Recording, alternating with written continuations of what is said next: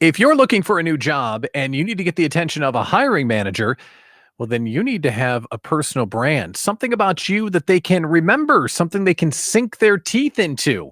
Well, that's what we're talking about today on the interview presented by New Horizons of Wisconsin and sponsored by Forward Careers. We're going to help you perfect your pitch with one of the best in the business, Lisa Rabel from Rebel Girl Marketing. She will be our guest. Welcome to the interview presented by New Horizons Computer Learning Center of Wisconsin. I'm your host, Pat Miller, the Idea Coach. Now, this show is a one-on-one interview and Q&A session because we want to hear from you and get your questions answered because today's show is about helping you get closer to your next career. And if you're serious about getting a new gig, don't forget the thousands of training courses New Horizons can offer you to uplevel your skills. From an intro to computers, you can take right on your mobile device, to Windows training, to immersive technology, and courses to prep you in the growing fields of cloud computing, cybersecurity, and more. New Horizons of Wisconsin is making training simple and fun so you can get a job better than you can even imagine. Learn more about them at newhorizonswi.com. The show is also sponsored by Forward Careers. Looking to launch a new career or change careers but don't know where to start? Maybe you lost your job due to COVID or your company closed, and you want to know what kind of jobs are out there to meet your financial needs. Check out Forward Careers, the preferred source for career exploration, educating, skill training, employment connections, and more. Forward Careers is a team of workforce professionals that specialize in providing high-quality, effective, and accessible career services to individuals seeking to improve their employment potential in demand-driven and high-growth professions. To learn more, visit them online at forwardcareers.org. Funding is provided by the Department of Labor Workforce Innovation and Opportunity Act H-1B Tech Hire Grant, Department of Corrections Windows to Work, and Children and Families Independent Living. So with all of that, we're ready to get down to our discussion. Our guest today is Lisa Rabel, owner of Rebel Girl Marketing. And one of her premier pitches is called Perfecting Your Pitch. It's a seminar that helps everyone, companies, brands, and individuals strengthen their identity. So it's easy for people to understand who you are and why they should hire you. We're talking about that for job seekers today. So let's welcome her to the show. Howdy, Lisa. How are you today? Thanks for joining us. Yeah, absolutely. I'm doing great. It's maybe a cloudy day, but I'm really excited about having this conversation. Well, we're glad you're here because we have people that need your help, and we look forward to hearing what you have to say. So let's start at the beginning. When we're talking about branding, isn't that just for companies and products? How can this be applied to help us find a new job? So a personal brand is just like you would have a service or a product that you would market. You are the product, if you think of it that way. So you're the product that you're trying to sell to the recruiter or the company. So if you think about that, you're selling your experiences, your education, your network even sometimes, and just how you present yourself into the work world. Okay. And is that something you think job seekers think about enough, or something that comes naturally to people to think about themselves as a pitch, as a product rather than just a potential employee?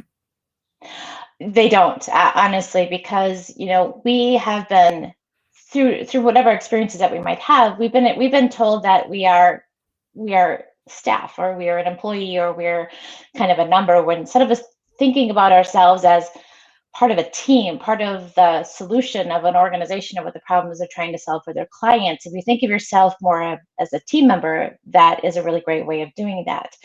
One of the things that I've learned and I talk about in my sales training is that a lot of people there's two different categories you can put yourself in. You can put yourself in either the child category or the adult category. What happens is that a lot of people who are looking for jobs put themselves in the child category, like the people who are interviewing them and hiring them are the adult, and it's not an adult to adult conversation.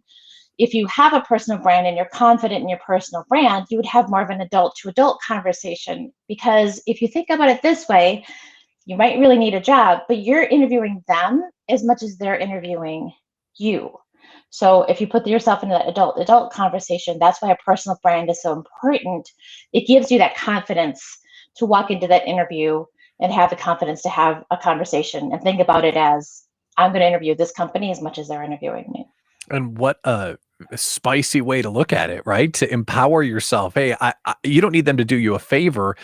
You need them to select you as the person, and you need to agree to go work for them. It's very empowering. I love that way of thinking.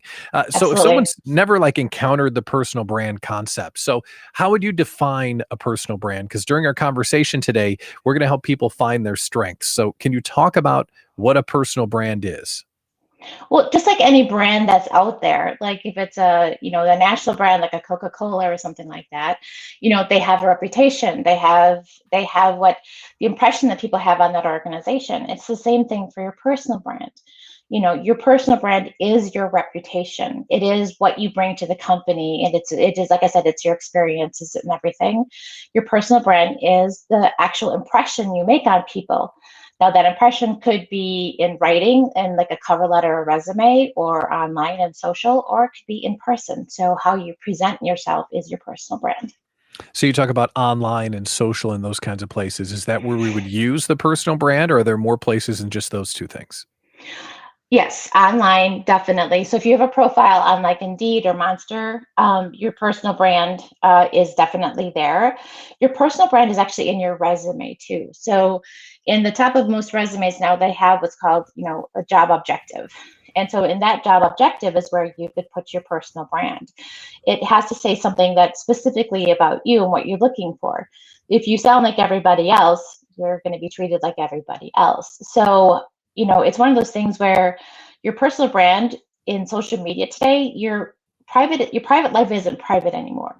So your personal brand needs to reflect in everything that you do online, whether it's Insta or Pinterest or Facebook or LinkedIn or whatever, Twitter, whatever you're doing, because if you're one of the final candidates, they're going to be, I hate using this word, but they're kind of going to be stalking you online.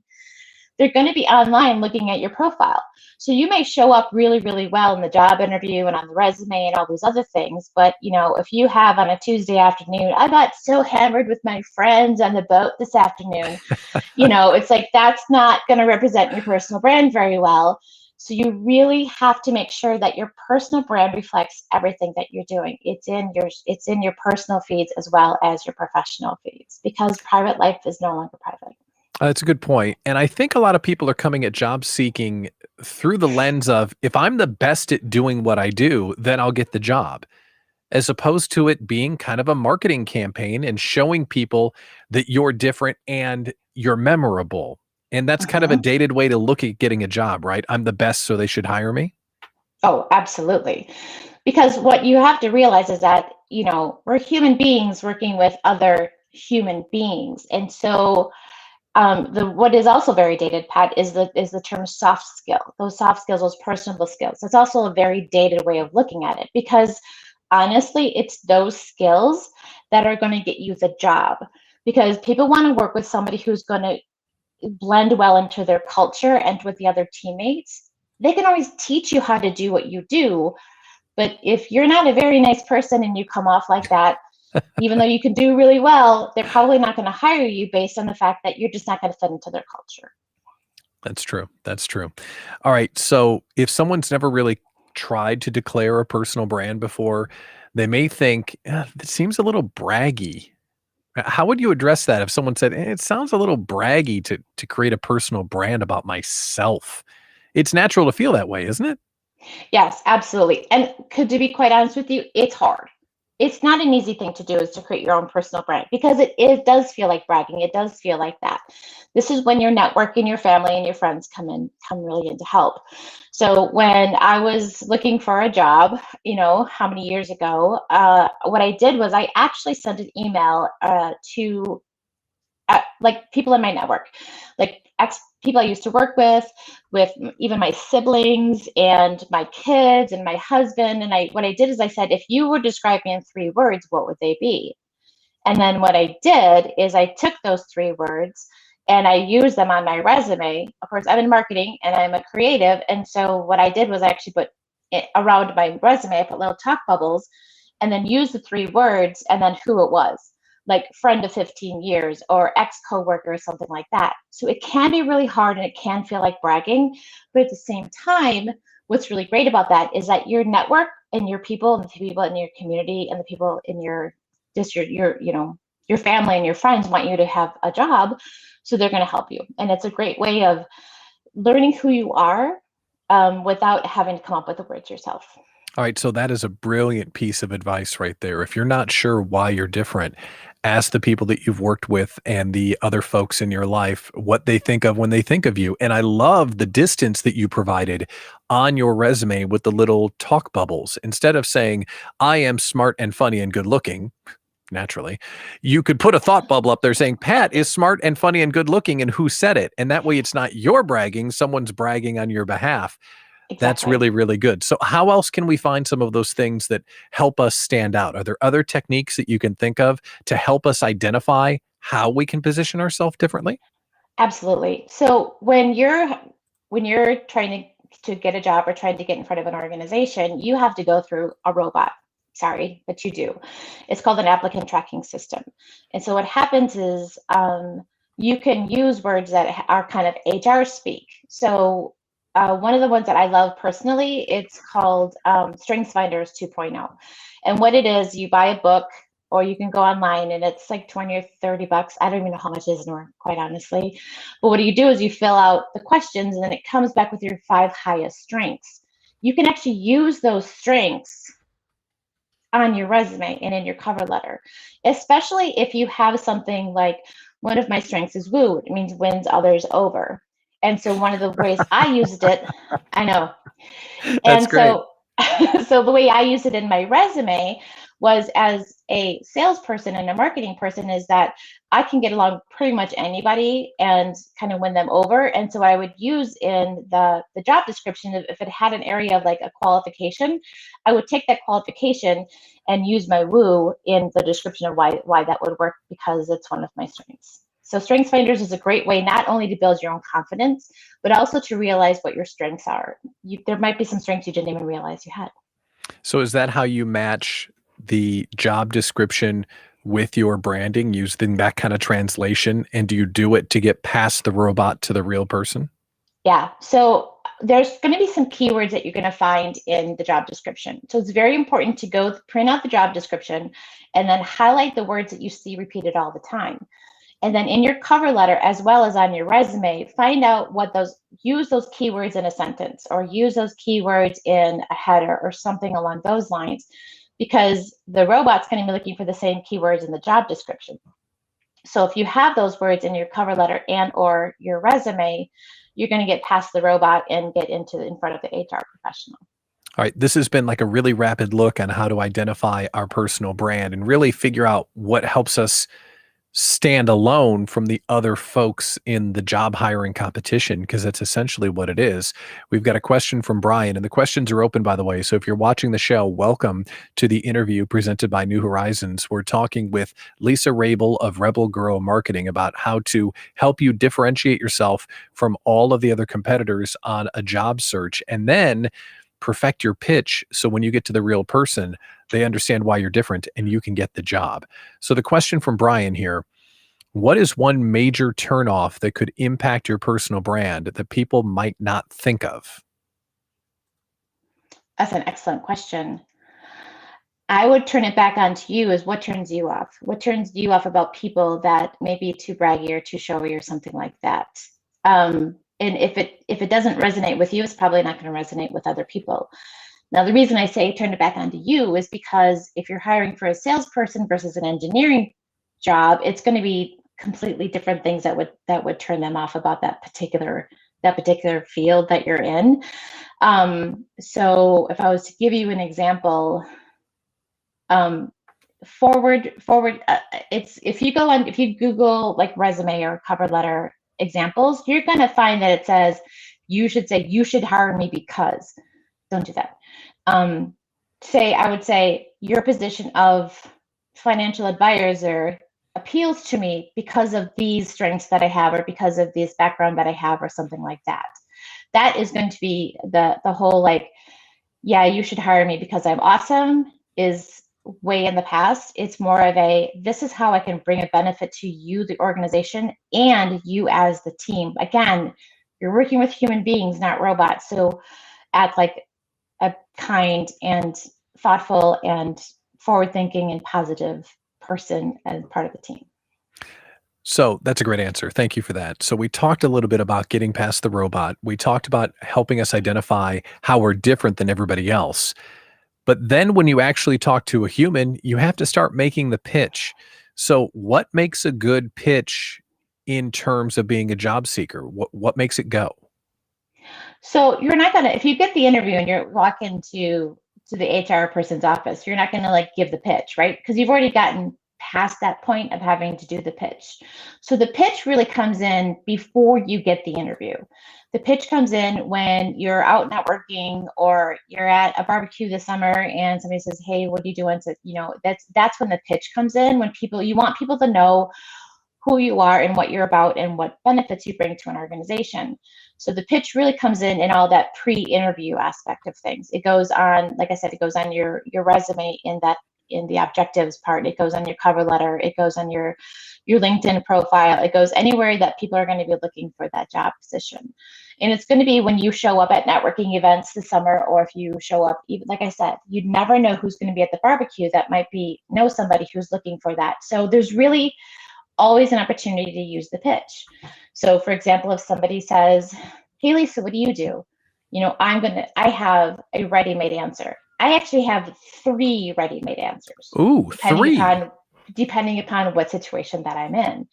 Because if I'm at a barbecue, I'm going to say something different than if I'm standing in a room full of like business owners.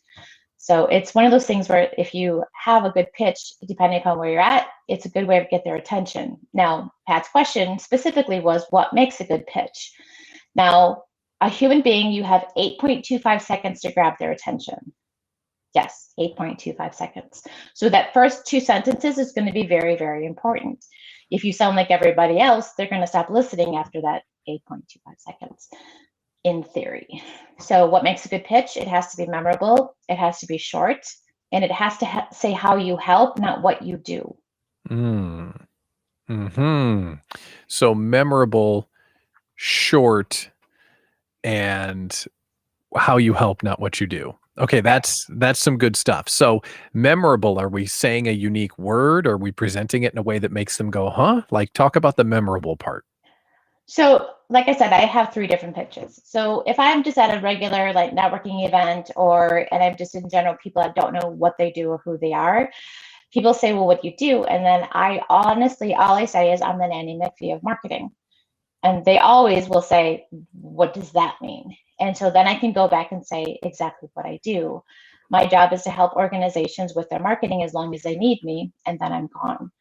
And so that ties it all back. But in a networking, if I know if there's a bunch of business owners in there, I'm not going to say that. They're going to pat me on the head and say, "Go play in the corner. That was really sweet." In that situation, I say my job is to make sure that when a client or prospect needs what you offer, they think of you first before your competition. That speaks exactly to what I do, but it also tells what the benefit of the company is. And so that's why I have different pitches. Okay. And my other pitch is just pure sass. I'm not going to say it.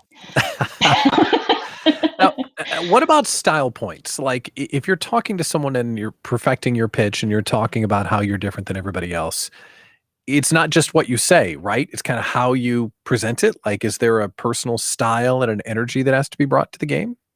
Oh, absolutely. So if you're standing there, so one of the reasons that I say perfecting your pitch is because your pitch is never perfect. It's always in transition, it's always morphing, and it's always moving, right? So it's always going to be based on what your newest experience is or what who your audience is. So the best idea is to practice it. So what you don't want to do is somebody says, "Hey, yeah, Pat, what do you do?" And Pat goes, "Hold on, I got this." And you have to think about what it is you want to say because you wrote it, but you didn't memorize it and you didn't practice it. So instead of it, when somebody says, "Hey, what do?" You want to be able to just go boop, and there it is, and it's not, you're not stumbling over the words, you're not trying to remember what you said, you're not trying to figure that out. You're just like, "This is what I do, and this is how I help." And people go, "Oh, it's not this, well, I kind of do this, but I might be able to do this, but I can also do this over here." And then a minute later, you're still talking and they've already like went and got another beer or something. So you have to make sure that it's, like I said, that's why it's short and it's memorable. And I think now that we have you and we've talked about the concept a little bit. I want to go back to a job seeker that's taking what they do and twisting it to the benefit that they provide. Because Mhm. on this show, presented by New Horizons of Wisconsin does technology training. And there's a difference between saying, I'm a cloud IT security advisor or a cybersecurity advisor. And as opposed to that, you could say, I help shareholders sleep at night because I protect systems from being hacked. Like that's something that would Exactly. get their attention. So, Yep. can we talk just a little bit more about finding those benefits of what you do? Because that's how you come up with a really creative pitch to explain the benefit of what you do. Exactly. So if you think about your job, whatever your job might be, if you Mhm. think about what you or a job that you used to have, but you used New Horizons, and now you're going for something more awesome, because you've done all the training, then it's like, what is the benefit of what you do? If I say I'm a marketing person or a marketing consultant, that could mean a million different things. Mhm. But if I say that I help people think of you first instead of your competition, that automatically says increase revenue, increase sales, brand awareness, all those other things. So what is the benefit? Even if you're going for something very generic, let's say an executive assistant, or you're going for a receptionist at a medical facility or something along those lines, something that is very broad, you could say something along the lines of, I help make sure that, and I'm swinging it here, so I apologize. Sure. I make sure that the executives at our organization's calendars are filled with um, with appointments that are going to help increase the our clients. I don't know. You caught me off guard Yeah, there. well, no, you could But it's you that could same say thing, right? Yeah, you have to say something that's like, what is the benefit of what you do? It's not that I answer the phones all day. That's not what you do. right. That's not what you do at all. It's you help that organization. You could say, I help CEOs maximize every minute of the day and have fun doing it. Or whatever your benefit is, if you're helping a Right. CEO, what does a good person who does that job do for me? They help me XYZ. So, and I think this is kind of a different way of thinking, especially when it comes to people that do technology. What is the benefit of doing what you do and then putting it into a way that the hiring manager would say, yes, I need someone on my team that does that. Not Yep. just I'm certified in blah, blah, blah, blah, blah, because everybody's certified in blah, blah, blah, blah, blah. And that gets to the heart of our conversation today. How are you different than everyone else? And what Hmm. benefits do you provide when you show up?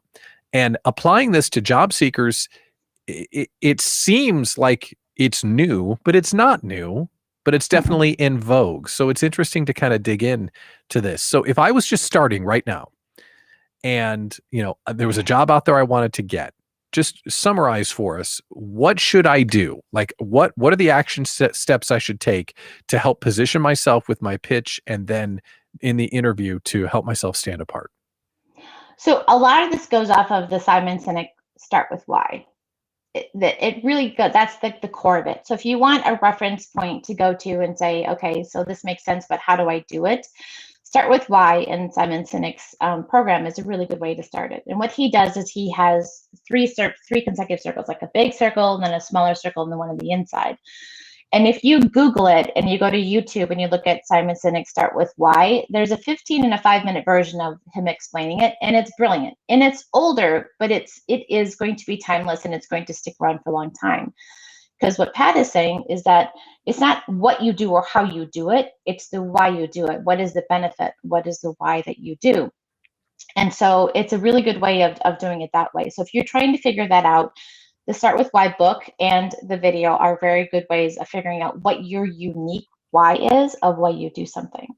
So I worked with a business owner one time, and he was he does consulting for roofs, and so he doesn't actually do the construction itself, but he helps the clients making sure that they have the right materials and everything.